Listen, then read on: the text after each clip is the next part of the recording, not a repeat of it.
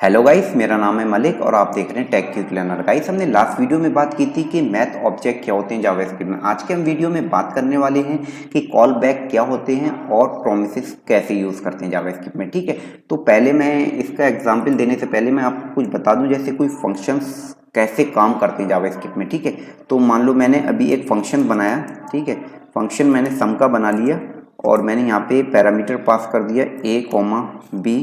ठीक है, और इसको मैंने यहाँ पे रिटर्न करा लिया a प्लस बी रिटर्न करा लिया। ठीक है, तो मेरा ये सम का फंक्शन बन गया। एक मैं चाहता हूँ कि मैं डिस्प्ले का फंक्शन बना लूँ, तो उसके बनाने से पहले मैं एक डिव ले लेता हूँ। मैं रिजल्ट को यहीं दिखाऊंगा, कंसोल में नहीं दिखाऊंगा। ठीक है, तो यहाँ पे मैंने आईडी ले ली डेमो डिव की। ठीक है, ये आईडी ले ली। अब मैंने एक फंक्शन बना लिया, एक और बना लिया डिस्प्ले का। ठीक है, डिस्प्ले का एक फंक्शन बना लिया। ठीक है, और मैंने इसको सिलेक्ट कर लिया document dot gate element by ID, जो है वो है मेरी डेमो, और मैंने इसके इनर डॉट HTML में डाल दिया क्या एक पैरामीटर यहाँ ले लेते हैं, मान लो RES ले लेते हैं, मतलब रेस्पॉन्स RES डाल दिया। ठीक है, तो अभी क्या करा, मैंने एक फंक्शंस बनाया डिस्प्ले। ठीक है, और एक सम बना लिया। ठीक है, तो ये फंक्शंस बनाया है। अब इसको हम कॉल करा रहे हैं यहाँ पे। मान लो मैंने यहाँ पे कॉल करा दिया सम को। ठीक है, सम को कॉल करा दिया मैंने यहाँ पे पार कर दी 3,5। ठीक है, तो मेरा ये फंक्शन एग्जीक्यूट हो रहा है। ठीक है, अब मैंने इसकी वैल्यू को क्या कर लिया, मैंने इसकी वैल्यू को एक वेरिएबल में ले लिया, रिजल्ट में, रिजल्ट को सम में ले लिया। अब मैंने इस सम को एक फंक्शन कॉल कराया मैंने डिस्प्ले। ठीक है, डिस्प्ले मैंने कॉल कराया और मैंने रिजल्ट को इसमें डाल दिया। ठीक है, इतना समझ में आ रहा है, इतना तो मुझे पता ही है। मैंने रिफ्रेश किया, यहाँ आ गया 8। मैं यहाँ पे एक स्ट्रिंग भी कॉन्कैट कर लेता हूँ इसमें, रिजल्ट इज करके। ठीक है, रिजल्ट इज करके यहाँ पे मैंने कॉन्कैट प्लस लगा दिया और यहाँ पे मैंने स्पेस दे दिया ताकि सही से दिख जाए। मैंने रिफ्रेश किया, रिजल्टेड 8 आ गया। ठीक है, तो जावास्क्रिप्ट में क्या होता है, जो फंक्शंस होते हैं वो लाइन बाय लाइन कॉल होते हैं। मतलब पहले मैंने ये नहीं पता है कि ये मैंने बाद में लिखा है, देखो ये पहले लिखा है, इससे कोई फर्क नहीं पड़ता है। यहाँ पे हम कॉल करते हैं ना, वो देखा जाता है। यहाँ पे आएगा, देखिएगा इस फंक्शन को कॉल हो रहा है, तो पहले इस फंक्शन को कॉल करेगा, फिर डिस्प्ले को कॉल करेगा। ठीक है, तो ये कर रहा है अभी। तो अब हम बात करते हैं कि मान लो अभी तो मैं यहाँ पे सम करा रहा हूँ, छोटी सी कैलकुलेशन है। ठीक है, जोड़ दिया है। अभी कोई दूसरा फंक्शन से जहाँ पे मैं API से कॉल कर रहा हूँ या फिर अजेक्स वगैरह कॉल कर रहा हूँ। ठीक है, तो वहाँ पे क्या होगा, डिले होगा। तो डिले होगा तो देखते हैं, मान लो अब भी मैं डिले करा सकता हूँ विदाउट उसके। मुझे पता है कि एक फंक्शन से सेट टाइम आउट, उसका यूज़ कर लूँगा मैं, और मैंने फंक्शन दिया और यहाँ पे मैंने इसको रख दिया, Ctrl+X कराया और यहाँ पे मैंने 2 सेकंड का डिले दे दिया। ठीक है, समझ में आ गया। अभी क्या कर रहा था, ये फंक्शंस कॉल हो रहा था, डायरेक्टली इसको रिटर्न कर दे रहा था। अब क्या कर रहा है, ये 2 सेकंड का डिले दे दे रहा है।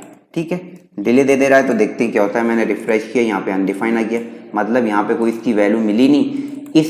इस फंक्शन ने इसके रिजल्ट का वेट नहीं किया। इसने फंक्शन को लाइन बाय लाइन हुआ, ये एग्जीक्यूट हुआ, ये एग्जीक्यूट हुआ, लेकिन इस फंक्शन ने एग्जीक्यूट होने से पहले इसका वेट नहीं किया, ये एग्जीक्यूट हो गया। क्यों वेट करेगा ये, तो उसके लिए हम कॉल बैक का यूज़ करते हैं। तो कॉल बैक का यूज़ कैसे करते हैं हम, ठीक है, कॉल बैक का यूज़ ऐसे कर लेते हैं। मान लो ये डिस्प्ले मैंने यहाँ से हटा दिया, फर्स्ट ऑफ ऑल यहाँ से हटा दिया मैंने। ठीक है, मैंने वो डिस्प्ले यहाँ पे आपको मैंने बताया था कि फंक्शंस को एज ए आर्गूमेंट पास कैसे करते हैं। ठीक है, वो कॉल बैक बन जाता है। तो मैंने यहाँ पे डिस्प्ले कॉल कर लिया, डिस्प्ले फंक्शन कॉल कर लिया। अब यहाँ पे मैं कॉमा लगा के कोई भी इसका फंक्शन का नाम दे सकता हूँ। मान लो मैंने कॉल बैक दे लिया इसका नाम। ठीक है, कॉल बैक दे लिया। ठीक है, समझ में आया कि मैंने यहाँ पे तो दो मतलब नंबर पास करे आर्गूमेंट, और तीसरा जो आर्गूमेंट पास करा वो फंक्शन पास करा एज एन आर्गूमेंट यहाँ पे। ठीक है, तो जो ये फंक्शन है, अब मैंने यहाँ कहाँ पास किया, सम में पास किया कॉल बैक। अब मैं चाहता हूँ ना, ये जो रिटर्न हो रहा है यहाँ पे मैंने कॉल बैक लिखा। ठीक है, क्या लिखा, कॉल बैक, कॉल बैक लिखा और इसमें A+B कर दिया। अब देखना, अब कितने टाइम भी डिले हो वो उसका वेट करेगा। ये फंक्शन जब भी एग्जीक्यूट होगा जब इसका मतलब पूरा कैलकुलेशन हो जाएगा यहाँ पे। ठीक है, अब मैंने पेज को रिफ्रेश किया, ठीक है, 2 सेकंड का टाइम है, 2 सेकंड बाद देखो रिजल्ट आ गया। मतलब कि उसने वेट किया उसके एग्जीक्यूट होने का, तो वहां से हमने कॉल बैक फंक्शन को कॉल किया, कॉल बैक फंक्शन ने बैक करके उसको डिस्प्ले में उसका रिजल्ट को दे दिया। ठीक है, ये होता है हमारा कॉल बैक फंक्शन। तो बहुत ही ज़्यादा यूज होता है जब हम अजैक्स वगैरह यूज़ करते हैं या फिर हमें कोई डायनेमिक डेटा दिखाना होता है। ठीक है, तो हमें जैसे लोडर वगैरह हाइड करना है कि सारा डेटा आ गया नहीं आ गया। ठीक है, तो उस पर हम कॉल बैक का यूज़ करके हम देख लेंगे कि हमारा सब कुछ हो गया नहीं हो गया, उसके बाद हमें कुछ एग्जीक्यूट कराना है। ठीक है, या हमें कुछ पॉपअप दिखाना है या हमें यूज़र से इन्फॉर्मेशन लेनी, तो हम ऐसा करेंगे कि हमारा सब कुछ लोड हो जाए उसके बाद ही हम करें। बेसिकली हम डायरेक्ट कर देंगे, तो या फिर मान लो कि मुझे कुछ अपनी जो लोड हो रहा है ना उसी की वैल्यू में से कुछ उठाना है मुझे।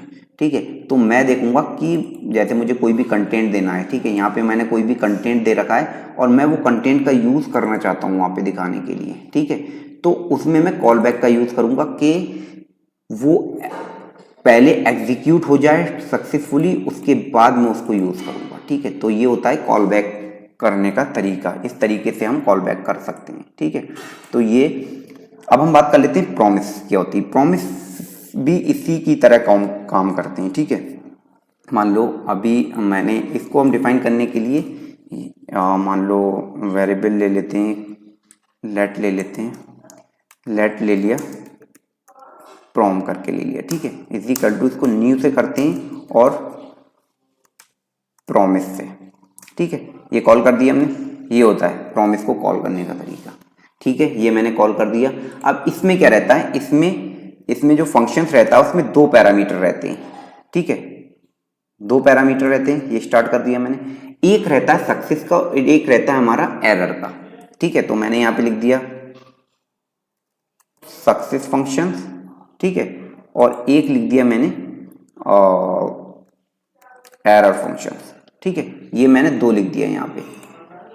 फिर से बता दे रहा हूँ मैं कि प्रॉमिस को इस तरीके से हम डिफाइन करते हैं न्यू प्रोमिसेस। इसके अंदर जो फंक्शंस रहता है उसके 2 आर्गुमेंट रहते हैं। ठीक है, एक रहता है सक्सेस का और एक रहता है एरर का, फेलियर का। ठीक है, तो मैं अभी सिंपल सा एग्जांपल ले ले रहा हूँ। मान लो मैंने लेट ले लिया x इज इक्वल टू 1 ले लिया। ठीक है, अब मैं चाह रहा हूँ इफ x की value x is equal to अगर 1 है, ठीक है, तो ये मेरा फंक्शन एग्जीक्यूट हो जाए। कौन सा फंक्शन x, और यहाँ पे मेरा जो भी मैं डेटा पास करना चाहूँ या मैसेज पास करना चाहूँ, मान लो सक्सेस पास कर दिया मैंने। ठीक है, सक्सेस फंक्शन में। और एल्स में क्या कर रहा हूँ मैं, एल्स में मैंने एरर को, आपको पता ही है ट्राई एंड कैच भी यूज़ कर सकते हैं, एरर हैंडलिंग कैसे की जाती है वो सब आपको पता है, तो वहाँ पे आपने ये यूज़ कर दिया। ठीक है, और यहाँ पे लिख दिया आपने एरर। ठीक है, ये लिख दिया मैंने।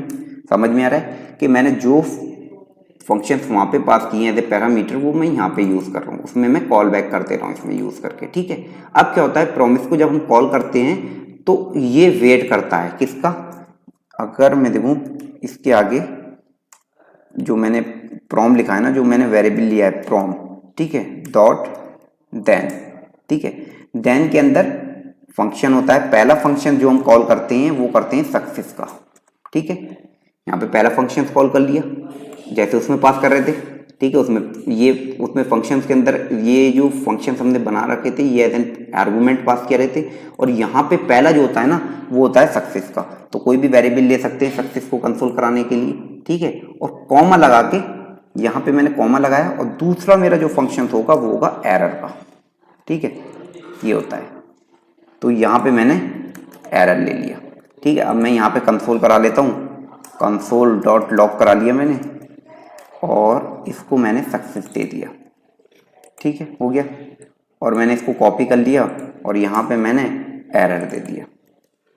समझ में आ रहा है कि मैंने क्या किया, मैंने एक वेरिएबल लिया प्रॉम्प्ट और न्यू प्रॉमिस को कॉल किया। यहाँ पे पहला जो रहता है वो फंक्शन, उसमें जो फंक्शन होता है उसका पहला जो आर्गुमेंट होता है एज ए जो हम फंक्शन पास कर रहे हैं वो होता है सक्सेस का, दूसरा होता है एरर का।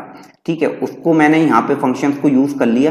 ठीक है, कॉल बैक फंक्शन जो मैंने पास करे उसका यूज़ कर लिया। एक्स की वैल्यू 1 है तो सक्सेस, और एल्स में एरर फंक्शंस को कॉल कर रहा है। प्रॉमिस इसका जब हम ये एग्जीक्यूट हो जाता है ना तो उसके बाद ही ये एग्जीक्यूट होता है। ठीक है, ऐसा नहीं है कि जब वहाँ पे क्या हो रहा था, वहाँ पे वो उसका वेट नहीं कर रहा था। वहां पे क्या हो रहा था, पहले वो एग्जीक्यूट हो रहा था, बाद में वो एग्जीक्यूट हो रहा था, लेकिन वो उसका वेट नहीं कर रहा था। यहाँ पे क्या है ना, ये जब हो जाएगा देन, मतलब ये जब हो जाएगा, प्रॉम जब हो जाएगा पूरा, प्रॉम में जब कोई भी रिटर्न रेस्पॉन्स आ जाएगा तो उसके बाद ये देन वाला एग्जीक्यूट होगा। ठीक है, अब देन में क्या किया, पहला फंक्शन जो रहता है हमारा इसमें, जो इसमें पास कर रहे हैं पहला फंक्शन, उसमें वो रहेगा सक्सेस का, दूसरा रहेगा एरर का। ठीक है, ये हो गया इतना। मैंने पेज को रिफ्रेश किया, कंसोल में दिखा रहा हूँ, कंसोल में चल लेते हैं। कंसोल में देखा, मुझे मिल गया सक्सेस। ठीक है, अब देखो यहाँ पे x की वैल्यू कितनी कर देता हूँ, 2 कर देता हूँ, तो इसमें ये कंडीशन ट्रू नहीं होती है, मतलब एल्स वाला पार्ट चलेगा, मुझे एरर मिल जाएगा। ठीक है, मैंने पेज को रिफ्रेश किया, मुझे एरर मिल गया।